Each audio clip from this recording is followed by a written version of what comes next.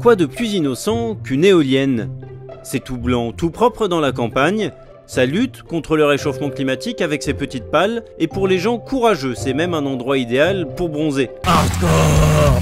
Mais à en croire certains, comme par exemple Jordan Bardella le 7 avril, tout cela ne serait que mensonge et les éoliennes sortiraient tout droit des enfers. Les éoliennes sont un drame. C'est dangereux pour la santé. Les maisons qui sont autour sont invendables. Ça fait énormément de bruit, ça crée une pollution sonore, visuelle. Les ondes qui sont dégagées sont extrêmement nocives.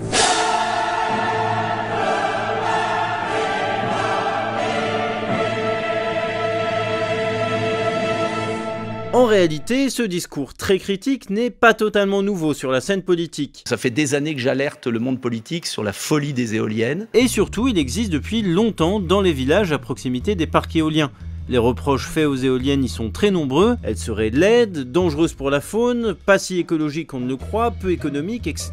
Mais cette fois, Jordan Bardella s'est emparé d'un argument moins connu, les éoliennes seraient dangereuses pour la santé. Alors, ne sortez pas vos bâtons de dynamite tout de suite, car en réalité, c'est plus compliqué que cela. Si l'on en croit Internet, les éoliennes poseraient deux risques sanitaires principaux. D'abord, elles seraient dangereuses pour les épileptiques. L'épilepsie, c'est une maladie neurologique qui parfois peut donner lieu à des crises, notamment lorsqu'une personne est confrontée à un clignotement rapide, comme celui d'un stroboscope en boîte de nuit. Eh bien, les éoliennes pourraient causer un peu la même chose. Lorsque leurs pales sont en mouvement et passent devant le soleil, leur ombre projetée provoque en effet un effet stroboscopique, comme ici. Mais à ce jour, aucune crise d'épilepsie liée à une éolienne n'a été répertoriée. Et pour cause, les chercheurs estiment qu'un effet stroboscopique est dangereux à partir de 3 Hz, c'est-à-dire 3 clignotements par seconde. Pour atteindre cette fréquence, les grandes éoliennes devraient tourner 3 fois plus vite et le bout de leur pale dépasserait alors le mur du son.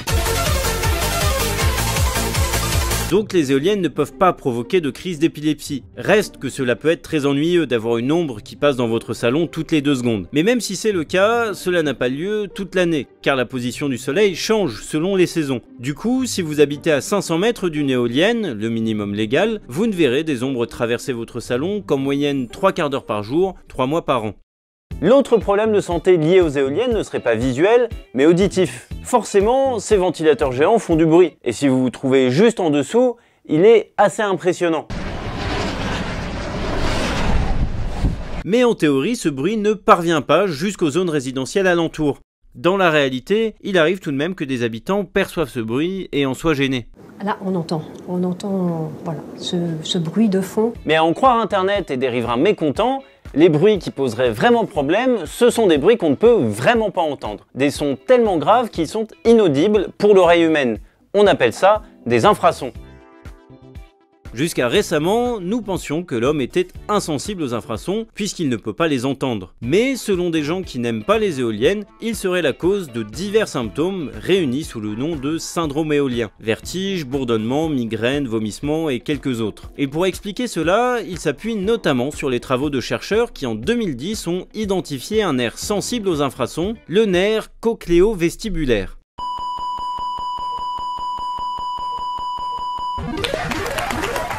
Sauf que cette étude portait sur des animaux soumis à des infrasons très différents de ceux auxquels sont exposés les riverains de parcs éoliens. Elle est donc largement insuffisante pour conclure que l'être humain réagit de la même sorte aux infrasons. Plus globalement, des études françaises et internationales se sont penchées sur ce syndrome éolien, mais aucune ne parvient à ce jour à démontrer un lien avec les infrasons. Pourtant, certaines personnes qui vivent à proximité d'éoliennes connaissent des problèmes de santé bien réels et parfois très handicapants. Migraines, nausées, tachycardie et d'autres choses encore. Face à ce problème, l'ANSES, l'Agence nationale de sécurité sanitaire, a mené des recherches et étudié près de 600 documents scientifiques pour publier un rapport en mars 2017. Dans ses conclusions, elle met notamment en avant 3 constats intéressants. D'abord, elle souligne qu'elle se base sur les données à sa disposition et précise que nous manquons d'études sur le terrain. C'est un avis partagé par l'OMS, l'Organisation mondiale de la santé, qui en 2018 déplorait un déficit considérable de travaux épidémiologiques. Pour autant, l'ANSES souligne que certains travaux menés en laboratoire se sont révélés intéressants, comme ceux sur le nocebo.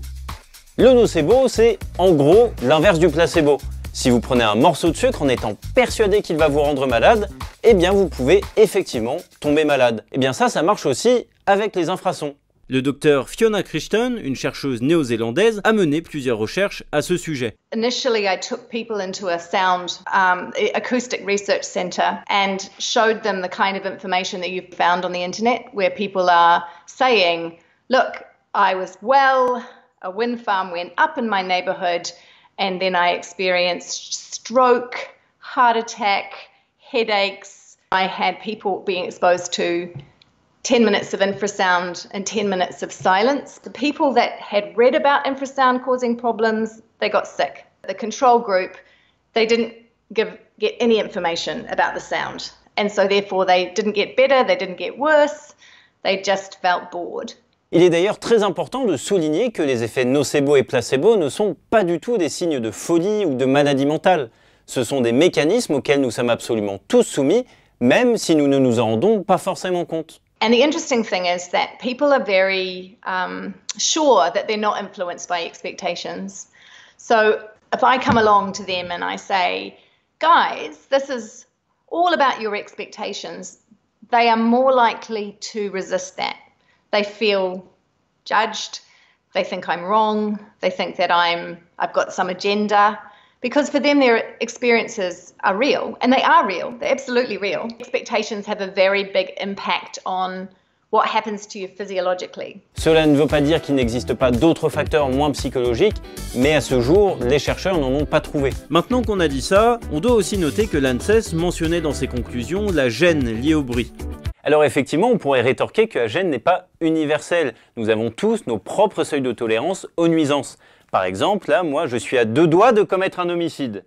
Malgré cet aspect subjectif, la gêne doit être prise en compte pour au moins 2 raisons. Déjà, parce que l'OMS définit la santé comme étant un état de complet bien-être physique, mental et social, et ne consiste pas seulement en une absence de maladie. D'autre part, si le bruit audible des éoliennes gêne des riverains, il peut par exemple perturber leur sommeil ou susciter de l'anxiété. Et sur le long terme, cela pourrait entraîner des conséquences pathologiques. Il existe donc bien une problématique sanitaire autour des éoliennes. Elle est malheureusement polluée par beaucoup d'informations de mauvaise qualité et d'accusations mensongères comme celle de Jordan Bardella. C'est d'autant plus préoccupant quand on sait que cette mésinformation peut entretenir l'anxiété et un effet nocebo. D'ailleurs, quitte à nous être levés beaucoup trop tôt pour pouvoir skyper le Dr Fiona Crichton malgré 10 heures de décalage horaire, nous en avons profité pour lui demander ses conseils pour bien s'informer. What would my advice be? For anything you're finding on the internet, you should always be saying, where is this coming from?